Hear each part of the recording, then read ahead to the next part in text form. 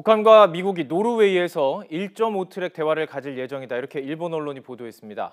관리와 민간이 만나는 것을 1.5트랙이라고 하는데요. 이 도널드 트럼프 미국 행정부가 대북 정책 기조를 최대 압박과 관여로 잡은 이후 처음으로 북미 대화라는 점에서 관심을 끌고 있습니다. 왕선택 통일외교 전문기자 연결해서 이 대화의 의미 또 전망 알아보도록 하겠습니다. 왕 기자 연결돼 있습니까? 네, 왕선택입니다. 네, 이 북한과 미국의 대화 일정에 대해서 먼저 정리를 좀 해주시죠. 네, 일본 TV 아사히의 보도 내용입니다. 대화 장소는 노르웨이로 알려져 있고요. 현지 시각으로 5월 8일과 9일, 그러니까 오늘과 내일입니다. 예. 북한 쪽에서 참석자는 외무성의 미주국장인 최선희 미주국장, 미국 참석자는 알려지지 않고 있습니다. 말씀하신 것처럼 트럼프 행정부 출범 이후에 북한과 미국 쪽에서 처음으로 만나는 대화라는 점에서 관심을 끌고 있습니다. 처음 대화, 아무래도 이번 회동에 대해서 탐색적 대화다 이런 평가가 나올 수밖에 없을 텐데요. 북한과 미국의 본격적인 대화로 가는 발판이 될 수 있을까요? 네, 그 점에 대해서는 다소 신중한 평가가 필요할 것으로 생각합니다.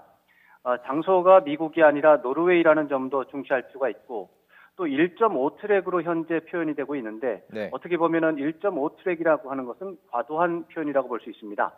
1.5트랙이라고 하는 것은 정부 관리와 민간인이 함께 참석하는 대화, 회담을 의미하는데 예. 북한과 미국의 회담이라면 양쪽 모두 관리, 민간인이 같이 참석을 해야 합니다. 그런데 이번에는 미국 쪽에서 관리가 참석하지 않습니다. 전문가들만 참석합니다. 그래서 미국 정부의 입장을 대변할 수가 없는 상황이라서 이런 의미에서 본다면 트랙 1.5가 아니고 트랙 2, 민간인 채널로 봐야 되겠습니다. 다만 이제 미국 정부의 사후 개입 가능성이 좀 있고 북한 입장이 뭔지 어느 정도 파악이 가능하다는 점에서 간접적인 의사소통 수단이라는 그런 차원에서 의미는 있다고 하겠습니다. 예, 조금 전에 말씀해 주신 대로 대화 장소가 미국이 아니라는 것, 이건 어떻게 또 평가할 수 있을까요? 네, 지난 3월 1일에 북한 정부 관리들과 미국의 민간 전문가들이 지금과 비슷한 회담을 뉴욕에서 가지려고 했습니다. 예. 그렇지만 그때 김정남 암살 사건이 벌어지면서 무산됐습니다. 미국 국무부가 북한 관리들의 비자 발급을 기각했기 때문입니다. 그래서 이번 회담을 주최한 측도 지난 3월에 무산됐던 회담을 연속해서 다시 이번에 복원시키려고 관심을 가졌을 겁니다. 예. 그렇지만 실제로 미국이 아니라 노르웨이에서 행사가 열리고 있습니다. 이것은 미 국무부가 북미 간의 이런 민간 접촉에 대해서 부정적이거나 최소한 적극적이지 않다는 점을 보여주는 사례라고 하겠습니다. 그럼에도 저희들이 집중할 수밖에 없는 부분은 트럼프 대통령이 계속 김정은과 대화할 수도 있다. 대화하는 단어, 김정은을 표현한 단어들도 상당히 전향적이었고요. 틸러슨 네. 국무장관도 북한과 대화 가능성 언급했기 때문에 이런 기류와 조금 관계가 있는 것은 아닐까 이렇게 평가할 것 같은데요. 어떻게 보십니까? 네, 그러기 때문에 이제 관심을 갖고 보는 것인데 결론적으로 보면 무관하다고 보는 것이 합리적이라고 하겠습니다. 예. 현재 트럼프 행정부는 중국을 통해서 북한 문제를 해결하는 방안을 추진하고 있습니다. 북한과 미국이 직접적으로 대화를 하는 것은 현재 중국이 추진하고 있는 중재 노력에 혼선을 가중할 가능성이 있습니다. 미국과 중국의 신뢰 훼손 가능성이 있기 때문입니다. 그렇기 때문에 북한과 미국이 미국 국무부나 백악관이 그 의미를 실어서 북한 쪽과 대화를 한다는 것은 현재로서는 합리적이지 않은 것으로 판단할 수 있습니다. 예.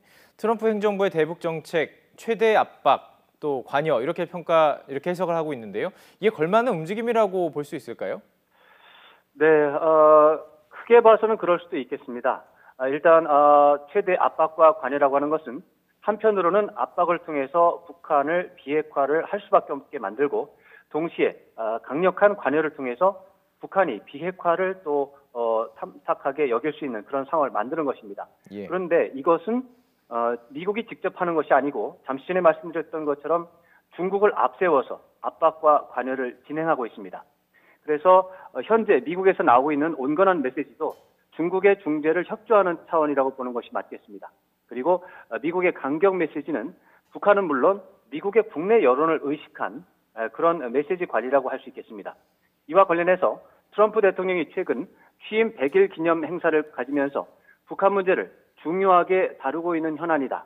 이렇게 소개하는 것은 관심을 갖고 지켜볼 문제라고 생각합니다. 그렇다면 이제 앞으로 실제 북한과 미국 정부 간의 대화 가능성 어떻게 보십니까? 대화 가능성은 존재합니다. 분명히. 그렇지만은 여러 가지 선행 절차가 필요하기 때문에 결론적으로 대화의 가능성이 크지는 않다 이렇게 봐야 되겠는데요. 네네. 우선 먼저 북한과 중국 간의 특사 교환이 필요합니다. 다음으로 중국이 중재하는 3자 회담, 북한과 미국, 중국이 참여하는 3자 회담이 개최돼야 하겠고요. 예. 이때 중국은 중재자로서 사실상 이것은 북미 회담의 모양새를 갖추게 될 것입니다. 이 회담이 열린다면 북한은 핵실험과 미사일 발사 중단을 약속하고 미국은 한국과의 연합 군사훈련 중단을 약속하는 그런 상황이 될 텐데 이런 것이 가능하다면 3국 회담이 열리고 북미 간의 대화가 성사된다 이렇게 봐야 되겠지만 말씀드린 것처럼 이런 일이 벌어지려면 굉장히 어려운 과정들을 겪어야 할 것입니다. 예, 요새 한반도 문제 참 급박하게 돌아가고 있습니다. 우리 정부가 사실은 이 과정 속에서 큰 목소리를 내지 못하고 있어서 좀 불안했는데요. 내일 이제 대통령 선거가 끝나면요, 우리 정부가 좀 이런 역할 다시 찾을 수가 있을까요? 네, 북핵 문제라고 하는 것, 또 북한 문제라고 하는 것, 또 남북 문제 이런 것들은 약간씩 성격이 다른데요. 그 중에서 북핵 문제의 경우는 이미 국제화한 사건이라고 보는 것이 맞겠습니다. 이 한국 정부가 존재감을 부각하기 어려운 상황이 됐습니다. 다만 북핵 문제에서 대화와 협상 국면이 열린다면 한국 정부의 외교 공간을 확보하는 것도 가능할 수 있습니다. 그런데 한국의 외교 공간을 확보하려면 트럼프 정부와 긴밀한 차기 정부가 열리면 트럼프 정부와 긴밀한 협력을 해야 하고 중국과도 또 대화를 해야 하고 예. 궁극적으로 남북 대화도 필요합니다.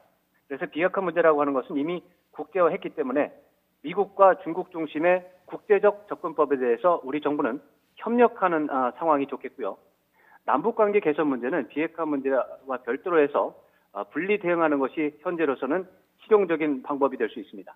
예. 만약에 비핵화 문제와 예. 남북관계 개선 문제가 분리 대응이 되지 않을 경우에 북핵 문제 악화, 또 남북관계 충돌, 비핵화 해결 불가능 이런 악순환 구조는 더욱 심화할 것이 예상됩니다. 예, 알겠습니다. 왕선택 통일외교 전문기자와 이야기 나눠봤습니다.